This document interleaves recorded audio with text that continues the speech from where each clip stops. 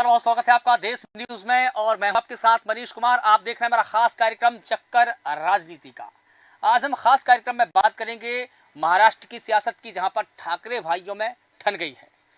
महाराष्ट्र विधानसभा चुनाव से पहले राज ठाकरे और उद्धव ठाकरे के बीच में शक्ति प्रदर्शन का दौर शुरू हो चुका है।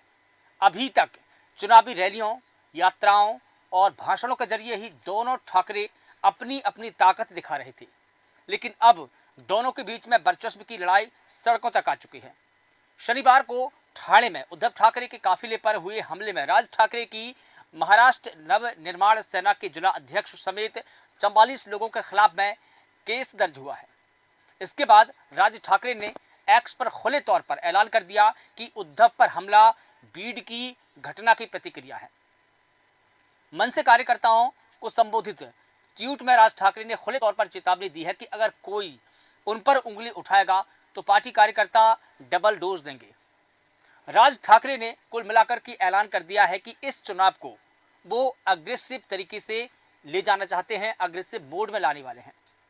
माना यह भी जा रहा है कि अगर 2024 के विधानसभा चुनाव में महाराष्ट्र नवनिर्माण सेना बड़ी जीत में असफल हुई तो पार्टी का अस्तित्व पूरी तरीके से संकट में पड़ जाएगा, क्योंकि ये उनकी आखिरी लड़ाई भी साबित हो सकती है।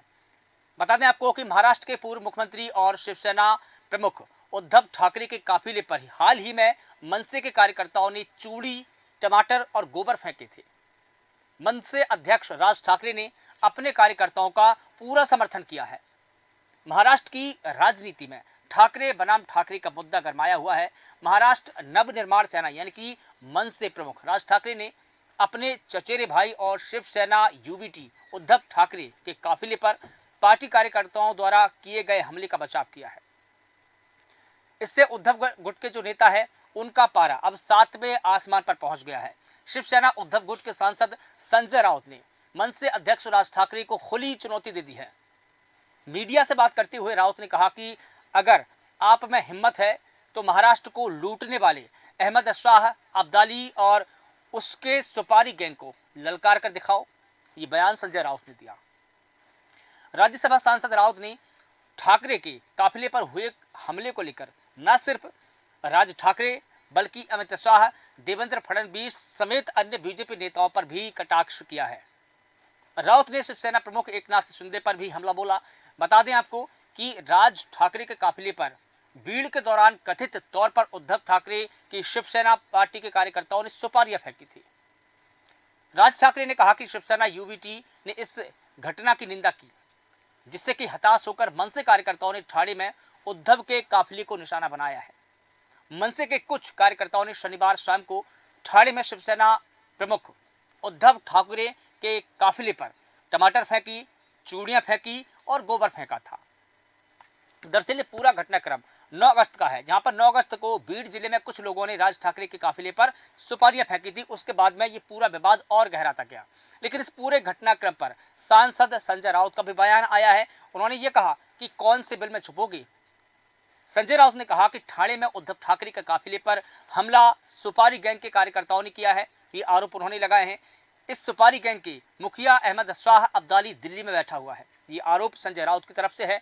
ठाणे में हुए हमले के लिए लोग एकनाथ शिंदे द्वारा पैसे देकर बुलाए गए थे। आए दिन उनके मुखौटे फाड़े जा रहे हैं। संजय राउत ने चेतावनी देते हुए कहा कि उद्धव ठाकरे के काफिले पर हुए हमला करने वाले सभी लोग उन्हीं के थे। इनमें से कोई भी ठाणे से नहीं है, सभी को बाहर से बुलाया गया था। आप सत्ता में हो, इसलिए चाहे जो कर सकते हो। 2 महीने बाद सत्ता हमारे हाथ में होगी, सत्ता का परिवर्तन होगा, फिर हम देखते हैं कि आप कहां जाओगे और किस बिल में छुपोगे। ये संजय राउत ने बयान दिया है। शिवसेना यूबीटी नेता ने केंद्रीय गृह मंत्री अमित शाह का नाम लिए बिना उन्होंने कहा कि अहमद शाह अब्दाली महाराष्ट्र में मराठी लोगों के बीच में झगड़ा लगाने की पूरी कोशिश कर रहा है। हमने पहले ही बताया कि भीड़ की घटना से हमारा कोई लेना देना नहीं है, हमारा कोई ताल्लुक नहीं है, लेकिन फिर भी आप हमें चुनौती क्यों दे रहे हैं, आप हमें धमकी दे रहे हैं। भाई धमकी अहमद शाह अब्दाली को दीजिए जो महाराष्ट्र को लूट रहा है, मराठी अस्मिता को पैरों तले रौंद रहा है, उसे चुनौती दीजिए। हिम्मत है तो महाराष्ट्र को लूट रहे अहमद शाह अब्दाली को और उसके सुपारी गिरोह को चुनौती दो। वहां आप दुम दबाकर भागते हो। दरअसल महाराष्ट्र में जैसे जैसे विधानसभा के चुनाव नजदीक आ रहे हैं, उसी के साथ दिन ब दिन सियासी माहौल और भी गर्माता जा रहा है, सियासी जुबानी जंग और भी तेज होती जा रही है। और इसी बीच शिवसेना यूबीटी यानी कि उद्धव ठाकरे गुट और उद्धव ठाकरे और उनके चचेरे भाई राज ठाकरे की महाराष्ट्र नवनिर्माण सेना के बीच में ये जो घमासान मचा हुआ है वो अब आखिरी दौर में भी है, ऐसा माना जा रहा है। मुंबई से सटे ठाणे शहर में शनिवार रात में शिवसेना ठाकरे समूह के प्रमुख उद्धव ठाकरे की मौजूदगी में एक जनसभा का आयोजन किया गया था, जनसभा रखी गई थी और उसी दौरान मनसे कार्यकर्ताओं ने विरोध प्रदर्शन किया। महाराष्ट्र के पूर्व मुख्यमंत्री उद्धव ठाकरे के काफिले पर गोबर और चूड़ियां फेंकी थी। ये घटनाक्रम आपको बता रहा हूं पुराना है, 9 अगस्त का है। इसके चलते रातों रात पूरे राज्य में राजनीतिक माहौल गर्मा गया। शिवसेना यूबीटी ने राज ठाकरे पर हमला बोला और उनकी पार्टी को सुपारीबाज बताया। कई जगहों पर शिवसेना यूबीटी कार्यकर्ताओं ने मनसे और राज ठाकरे के पोस्टरों को फाड़ा, विरोध जताया है। वहीं इस घटना पर मुख्यमंत्री एकनाथ शिंदे ने प्रतिक्रिया देते हुए उद्धव ठाकरे पर निशाना साधा। शिवसेना प्रमुख शिंदे ने कहा कि असली शुरुआत तो राज ठाकरे के दौर से शुरू हुई थी, जब मराठवाड़ा में राज ठाकरे के काफिले को रोका गया था और उसी एक्शन का ये रिएक्शन है, यानी कि एक्शन का रिएक्शन, ये सीएम शिंदे का बयान है। लेकिन ऐसे प्रदर्शन की किसी को उम्मीद नहीं थी। इससे पहले शनिवार रात जब ठाकरे शिंदे के गढ़ ठाणे शहर में स्थित गडकरी ऑडिटोरियम में अपनी पार्टी के कार्यकर्ताओं की एक बैठक के लिए जा रहे थे और इसी बीच मनसे के कार्यकर्ताओं ने विरोध प्रदर्शन किया और उनके काफिले पर चूड़ी, टमाटर और गोबर फेंका और कड़ा विरोध जताया है। हालांकि कार्यक्रम में अपने संबोधन के दौरान ठाकरे ने इस घटना का कोई उल्लेख तक नहीं किया। पुलिस ने इस घटना को लेकर हालांकि केस दर्ज किया है और 20 से अधिक लोगों को हिरासत में भी लिया है इस घटनाक्रम के बाद में। लेकिन उद्धव ठाकरे ने अपने भाषण में इस घटनाक्रम को अपने भाषणों से दूर रखा, अपने बयानों से दूर रखा। अब इस घटना को लेकर हंगामा क्यों मचा है वो मैं आपको बताता हूं। आखिर क्या वजह रही कि इस घटना को लेकर हंगामा हुआ और जुबानी जंग तेज हुई। दरअसल 9 अगस्त को महाराष्ट्र के मराठवाड़ा में बीड जिले में जब राज ठाकरे का काफिला गुजर रहा था, तब कुछ लोग, कुछ उद्धव गुट के कार्यकर्ताओं ने उनके वाहनों पर सुपारी फेंकी थी। आरोप ऐसा है कि ऐसा करने वाले शिवसेना यूबीटी के कार्यकर्ता थे। खबर है कि इस संबंध में शिवसेना यूबीटी के 4 कार्यकर्ताओं को पकड़ा गया है, उन्हें हिरासत में लिया है और उसी के बाद मनसे कार्यकर्ताओं ने पलटवार में उद्धव ठाकरे के काफिले को निशाना बनाया। महाराष्ट्र नवनिर्माण सेना ने उद्धव ठाकरे पर हुए हमले की खुलकर जिम्मेदारी ली। मनसे के ठाणे पालघर के जिला अध्यक्ष अविनाश जाधव ने कहा कि कुछ शिव सैनिकों ने भीड़ में राज ठाकरे की गाड़ी के सामने आंदोलन करने की कोशिश की, प्रदर्शन करने की कोशिश की। उसी का मनसे ने जवाब दिया है। मनसे कार्यकर्ताओं ने 15 से अधिक गाड़ियों पर गोबर फेंका था। अगर कोई शिव सैनिक राज ठाकरे के खिलाफ में कदम उठाएगा तो उनको ऐसा ही करारा जवाब उन्हीं की भाषा में दिया जाएगा और उन्हें घर में घुसकर भी पीटेंगे। ये बयानबाजी हो रही है। तो आपको बता दें कि चुनावी दौर है और इसी के दौरान ये अक्सर देखा जा रहा है कि जुबानी जंग नेताओं में तेज हो चुकी है, लेकिन कार्यकर्ता भी आपस में भिड़ते हुए नजर आ रहे हैं। इसी साल के अंत में महाराष्ट्र में विधानसभा चुनाव होने हैं और चुनाव को लेकर के अब पूरा माहौल गर्मा गया है। लेकिन देखिए, अक्सर देखा गया है कि दोनों भाइयों को एक दूसरे पर तल्ख बयानबाजी करते देखा गया है। कई बार तो दोनों के बीच में विवाद बहुत ज्यादा बढ़ गया। ठाकरे ब्रदर्स की ये लड़ाई करीब 28 साल पुरानी है। साल था 1995। उद्धव ठाकरे की शिवसेना की एंट्री हुई और कार्यकर्ता हर कामकाज के लिए उद्धव के पास में जाने लगे थे। उस दौरान राज ठाकरे शिवसेना में थे और वह अपने चाचा यानी कि बाल ठाकरे के बेहद ही करीबी थे। लेकिन जैसे ही पार्टी में उद्धव ठाकरे की एंट्री हुई तो राज ठाकरे साइडलाइन होते चले गए या कर दिया गया। इसमें भी किंवदंतियां हैं, बयानबाजी है और डिबेट है और माना जा रहा है कि इसके साथ ही लगातार उनकी नाराजगी भी बढ़ने लगी थी। 1997 में बृहन मुंबई म्यूनिसिपल कॉरपोरेशन यानी कि बीएमसी का चुनाव हुआ और पार्टी के अधिकतर टिकट उद्धव ठाकरे के इशारे पर बांटे गए और शिवसेना ने बीएमसी का चुनाव जीत लिया। इस चुनाव के जीतने के बाद उद्धव ठाकरे की शिवसेना में पकड़ और भी ज्यादा मजबूत होती गई और राज ठाकरे लगातार किनारे होते चले गए, यानी कि साइडलाइन होते चले गए। और इस तरह दोनों के बीच में जो मनमुटाव था वो और भी बढ़ने लगा, खुलकर लोगों के बीच में सामने आने लगा। इसके बाद में साल 2023 माफ कीजिएगा 2003 में उद्धव ठाकरे को पार्टी का कार्यकारी अध्यक्ष बनाया गया और अब राज ठाकरे के लिए शिवसेना में कोई भी जगह नहीं बची थी। दोनों के बीच में दूरियां बढ़ी और राज ठाकरे ने शिवसेना आखिरकार छोड़ दी और साल 2006 में नई पार्टी यानी कि महाराष्ट्र नव निर्माण सेना का गठन किया। यह साल 2006 का वक्त है जब उन्होंने अपनी खुद की अलग पार्टी बनाई, शिवसेना से इतर। लेकिन देखिए, साल 1996 में रमेश किनी मर्डर केस में भी राज ठाकरे का नाम काफी उछाला गया था। बताया जाता है कि शिवसेना के लोग रमेश किनी का फ्लैट चाहते थे, उनको धमकाया भी गया था। तब रमेश की लाश एक सिनेमा हॉल में मिली थी और इस मर्डर केस में राज ठाकरे को जेल भी जाना पड़ा था, क्योंकि रमेश किनी की पत्नी ने राज ठाकरे पर हत्या के गंभीर आरोप लगाए थे। हालांकि राज ठाकरे को बाद में बरी कर दिया गया। कहा जाता है कि इस मर्डर केस में और नाम उछलने के बाद से ही उद्धव ठाकरे की शिवसेना में सक्रियता लगातार बढ़ने लगी। अब देखिए, राज ठाकरे और उद्धव ठाकरे की सियासी दुश्मनी की पूरी कहानी क्या है, कहां से पूरा घटनाक्रम शुरू होता है, आखिर क्या वजह रही कि दोनों के बीच में लगातार दूरियां बढ़ती गई, दुश्मनी बढ़ती गई, बयानबाजी बढ़ती गई, क्या रहा कि राज ठाकरे ने अलग पार्टी का गठन किया, इसकी पूरी डिटेल्स अब मैं आपको बताता हूं। हालांकि ये जो लड़ाई है ये नई नहीं है, बहुत पुरानी है। महाराष्ट्र की सियासत में आजकल महाराष्ट्र नवनिर्माण सेना यानी कि MNS और शिवसेना दोनों ही आमने सामने दिखाई दे रही है। भले ही दोनों पार्टियों के बीच में बयानबाजी हो रही हो, लेकिन असल में ये लड़ाई दो भाइयों के बीच की बर्चस्पी की जंग है। राज ठाकरे और उद्धव ठाकरे की सियासी दुश्मनी साल 1995 से भी पहले शुरू हो जाती है और ये शुरू हो चुकी थी। हालांकि उस वक्त राज ठाकरे शिवसेना में ही थे और चाचा बाल ठाकरे के बेहद करीबी माने जाते हैं। राज ने हर वो खूबियां थी जो शिवसेना की कमान संभाल सके, उस वक्त की बात है ये, वो हर खूबियों से निखर रही थी। लेकिन सियासत में कब क्या हो जाए ये कोई नहीं जानता है, ना आप जानते हैं ना हम जानते हैं। शिवसेना में भी अचानक से सब कुछ बदलने लगा था। जो क्रियाएं चल रही थी, जो प्रतिक्रियाएं चल रही थी, वो हर किसी को समझ नहीं आ रही थी, क्योंकि उद्धव की शिवसेना में एंट्री हो चुकी थी और इसी एंट्री की वजह नाराजगी बनी राज ठाकरे की। साल 1995 में उद्धव ठाकरे ने शिवसेना में कामकाज में दखल देना शुरू कर दिया था, यानी कि शिवसेना पार्टी के हर काम में वो हस्तक्षेप कर रही थी। बाल ठाकरे कार्यकर्ताओं को उनके पास में भेजने लगे थे, वो कार्यकर्ताओं की सुनते थे, कार्यकर्ताओं की मीटिंग लेते थे।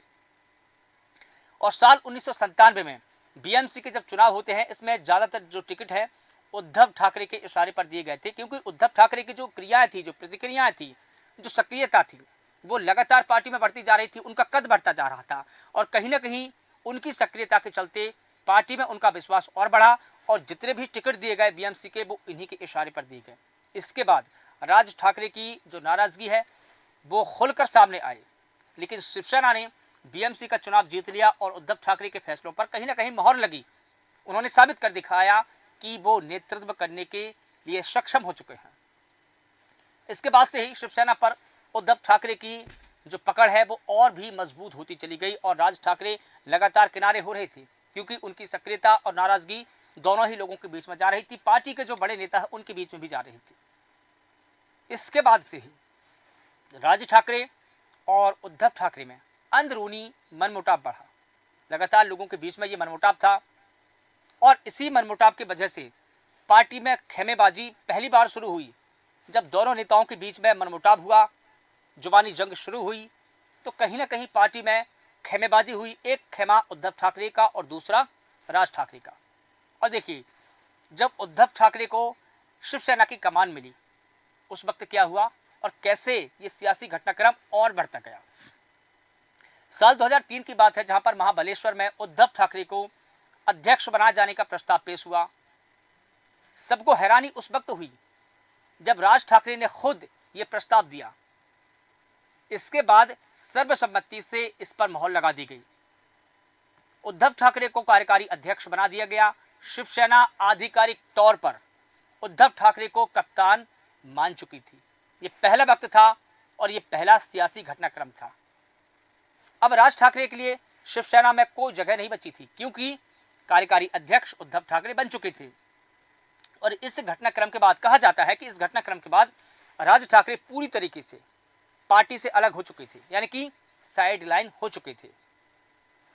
और यही वजह है कि दोनों भाइयों में लगातार दूरियां बढ़ती गई और इसका अंत राज ठाकरे के शिवसेना छोड़ने के बाद से होता है, जब राज ठाकरे ने पूरी तरीके से पार्टी को छोड़ दिया। और जब राज ठाकरे ने एक अलग नई पार्टी का गठन किया, वो साल भी आ गया था, वो वक्त भी आ गया था जब राज ठाकरे ने शिवसेना से अलग हो गए थे। साल 2006 में राज ठाकरे ने शिवसेना छोड़कर एक नई पार्टी का गठन किया। साल 2009 विधानसभा चुनाव में राज ठाकरे की पार्टी महाराष्ट्र नवनिर्माण सेना ने 13 सीटों पर जीत दर्ज की थी। 3 साल के भीतर ही उन्होंने अपना दबदबा बना लिया था। 2006 में उन्होंने नई पार्टी का गठन किया।